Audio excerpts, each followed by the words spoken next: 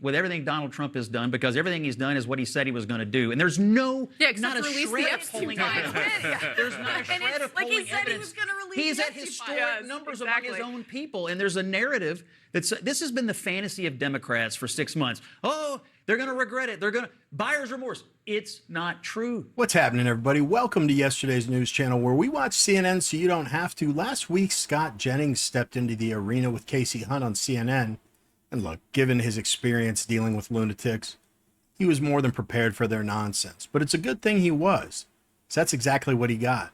From pretending that Speaker Mike Johnson ending the House session a day early was some massive cover-up, to pushing the same old tired narrative that the Republican Party is tearing itself apart over Epstein.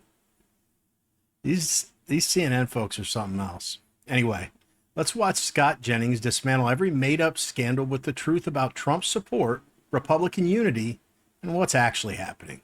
Let's go. Scott Jennings, is this going to work? Is Mike Johnson's attempt to get out of Dodge going to help diffuse all this for the president? Reminds me of the scene in Monty Python. Run away, run away. Run away, run away, run away. Which, you know, honestly, I feel his and the president's frustration here. For the president, you know, he wants to talk about all the things he's done over 6 months, which is, you know, you talk to the White House, they've just clicked off promise after promise that they've delivered on. And then for Johnson, he's trying to pass bills. He's got things to do, and now his entire operation's been held up over this issue. And he's trying to be deferential to the White House because, you know, what has Trump said? Put the grand jury stuff out, which I know that's tied up with the judge right now. Put some of the grand jury stuff out. And then he said if they have credible information, that can also be released. So I think he's in a little bit of a box here where he doesn't want to get ahead of or on top of what Trump has asked the Department of Justice to do. So it's prickly. I mean, what's the result for Republican voters out there is that the Republicans who control Congress are paralyzed right now. They've done the bulk of the president's agenda, but there's more to do. And now Epstein is sucking up all the oxygen. But they're paralyzed by a problem of their own making. I mean, it was Trump's attorney general who stood up and who said on TV that the list of clients was on her desk and they handed out the binder to the influencers. I mean, they raised the public stakes on this. I think the other thing to think about is there's a long history of recess turning the temperature up on an issue, not down. Yeah. You're going to have people, you know, you heard Don Bacon saying in his swing district, he's hearing from people. Sure. And so these members are going to go home. They're going to hear from their constituents. I suspect they're going to come back with more fire in the belly and not less to take this. And remember the town halls. It's a month of, remember those images of folks getting hollered at these town halls. And I think we'll see a lot of that. It can help tone it down when the members are fighting with each other, right? They've been trapped in the Capitol together for too long. But when you go home and it's constituents you're hearing from and they're yelling at you, it's going to make it worse when you come back. Alex, you're and people forget that town halls are usually much more, you know, consequential when it's members of their own party are the ones that are yelling at their constituents rather than,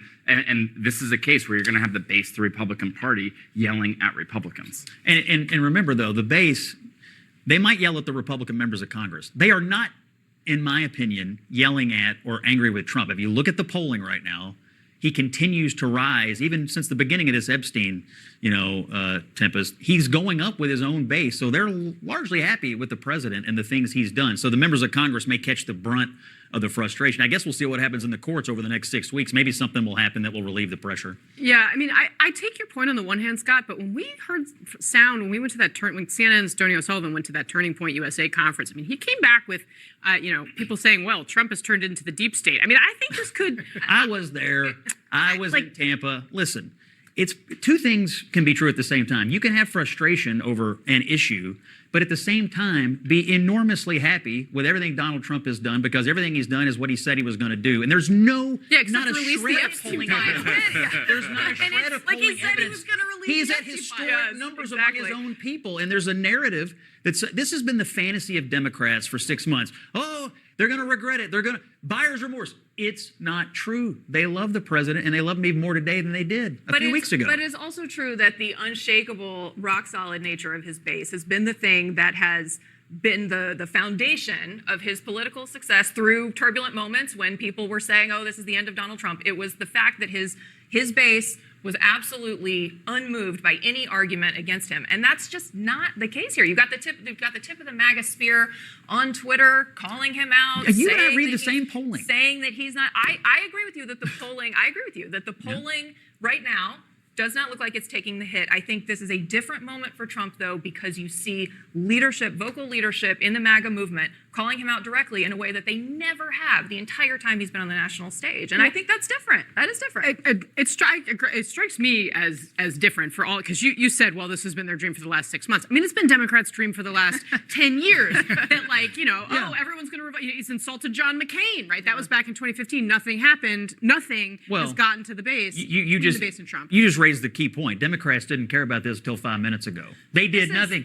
Biden did nothing to do anything about this until they thought it could be used as a political weapon against Trump. There's no sincerity here. Yeah, but about they also Epstein never. or the victims. It's just politics. Maxwell was appealing her case. Just Democrats were not politics. campaigning on the Oh. idea that we were going to make these documents public. That was your But you guy. are- but you that was are your now. guy. That was your guy. I mean, that did that. it seems very So CNN's trying to make a big deal out of Mike Johnson adjourning Congress a day early because it pushed back a vote to demand the release of Epstein-related records. But this wasn't some shady backroom move. I mean, as Scott rightly pointed out, the most logical explanation is simple. Trump has already directed his DOJ to pursue the release of those documents.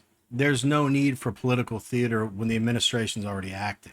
And yeah, the sudden outrage from the left is not about the victims. We've talked about this before. It's because they think Epstein is a new weapon to use against Trump. They never cared before. They care now because it's politically useful.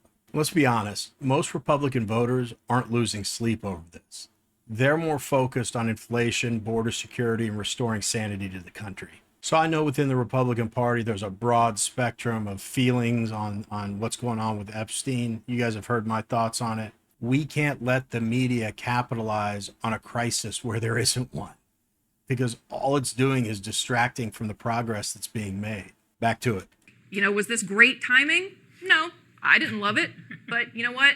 He has a right to go out and defend his father, and that's what he was doing. Do you think that Hunter Biden always acts in the best interests of his father, or is he often acting in the best interest of Hunter Biden, sometimes at the expense of his father? I think he loves his father to an almost unimaginable degree. I think what I witnessed in the time that I worked for Joe Biden, he loves his father tremendously. I think he has struggled with a lot of demons that he has been very, very public about that have sometimes meant he's made really bad choices. I think he is not alone as somebody who has made really bad choices at points in their life. Yeah.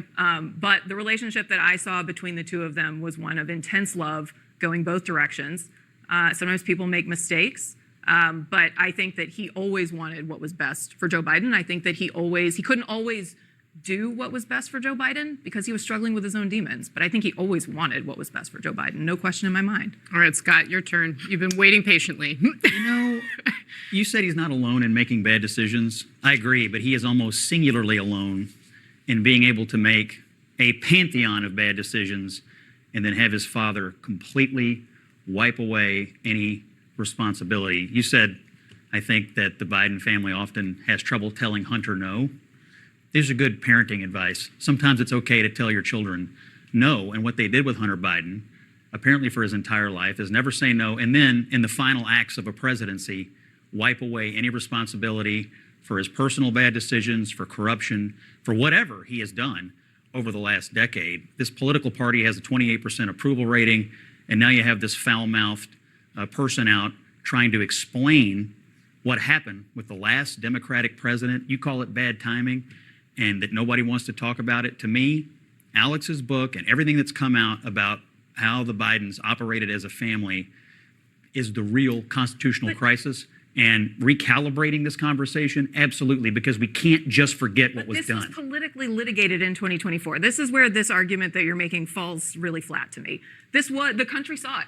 Joe Biden is not currently the president of the United States. He didn't even make it to the general election, okay? Mm-hmm. So the country saw all of this and decided they didn't want him to be president anymore. Okay. This was litigated. So the idea that there is some sort of conspiracy that this new Hunter Biden podcast shines light on, it doesn't hold water when this all happened very, very publicly throughout the course of 2020. There's no conspiracy. And yes, it was politically litigated, but it was also politically litigated on numerous occasions with Donald Trump, including in 2024, including in 2016. And it never stopped Democrats from seeking what they said was a rescuing of democracy and accountability. What accountability will there be for the Bidens, for the corruption, and that Hunter Biden was the spearhead of all of it. There won't be any legally for him because of the pardons, but there needs to be more political exploration. One, of this. The House Oversight Committee was been going after the Bidens for years, trying Yeah, to and now dig they're up- all pleading trying the to- fifth. trying Now to- they're all trying pleading to the dig fifth. up evidence, which Jim Comer was not. So yeah, these are the kind of stories they're running. You know, Hunter Biden will never see a consequence for anything his entire life. We're creating a story about how Epstein's just destroying the Republican Party. Here's unsurprisingly what they don't tell you. Trump's approval rating among Republicans is higher than ever. Polls show 88 up to 90% support. And that's during this period of all the Epstein chaos. And I'm sure you're asking yourself, but Matthew, how can that be? Well, because he's getting things done. Inflation's cooling, gas prices down, border enforcement's back. We're actually producing energy again. DEI mandates are being rolled back. Trans policies and federal agencies are being reversed. The military is being de-wokeified. And here's one no one talks about. Dozens of new conservative judges are being appointed. These are all big wins, and that's what scares these people because they know the momentum is continuing to build and they have zero answer for it. So not that you'd expect them to, but instead of covering policy victories, they manufacture outrage over an issue that for most Republican voters, honestly isn't in their top 5. The Epstein story is just being twisted to divide us, to derail progress, and to discredit the only administration in decades that's actually moving the country in the right direction. As much as I think myself and anyone watching this right now are pretty aligned, we're just not going to agree on everything. But we cannot let a single issue distract us from the bigger goal. I'm in this thing, and I think I'm taking a liberty and speaking for you as well. I think we are all in this to save Western civilization, to defend the ideals this country was built on, and to leave a better America for future generations. President Trump's delivering. And while we'll continue demanding truth and transparency, especially around Epstein, we have to stay focused. We don't have the luxury of division. This moment, right now, when Donald Trump is our president, is too important. So let's stay united. Let's keep pushing forward.